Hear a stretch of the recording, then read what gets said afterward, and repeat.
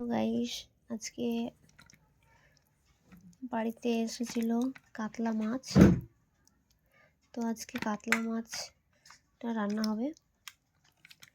তো দেখতে থাকো পুরো ভিডিওটা। এখনো কাতলা মাছটা ধোয়া হয়নি, এখন ধোবো। যেহেতু বেশি বাড়িতে মানুষ নেই বলে সেই এই কটাই হয়েছে। আর সবাই আজকে বাড়িতেও আছে।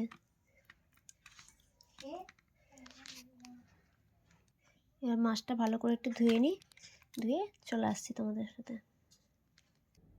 মাছটা পরিষ্কার করে ধুয়ে নিলাম। এবার আমি কিন্তু এটা কিন্তু কাতলা মাছ, ঠিক আছে। আমি লবণ আর লেবু দিয়ে মাছটা পরিষ্কার করে ধুলাম। এবার দিয়ে দেবো নুন, পরিমাণ মতো নুন দিয়ে দিলাম। আর দিয়ে দেবো হলুদ গুঁড়ো।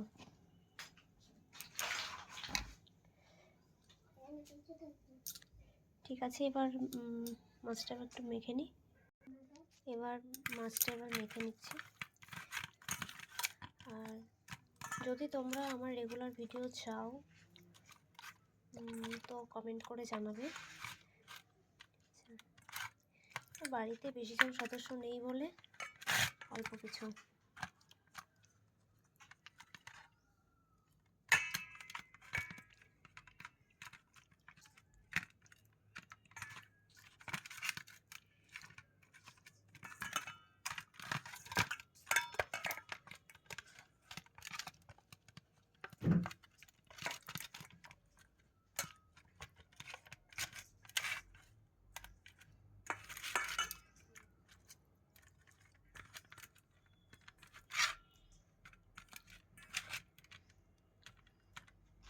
মাছটা ভালো করে মাখিয়ে নিলাম লবণ হলুদ দিয়ে।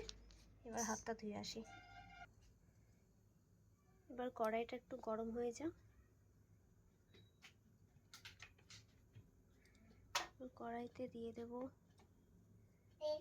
সর্ষের তেল, কাচ্চি ঘানি সর্ষের তেল। তেল দিয়ে দিলাম।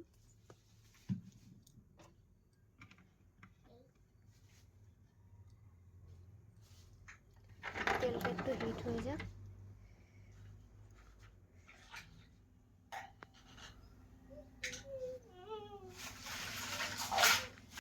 তেলটা ভালো করে গরম হয়ে গেছে, তেলটা থেকে ভালো ধোয়া উঠছে। এবার মাছগুলো একে একে দিয়ে দেবো।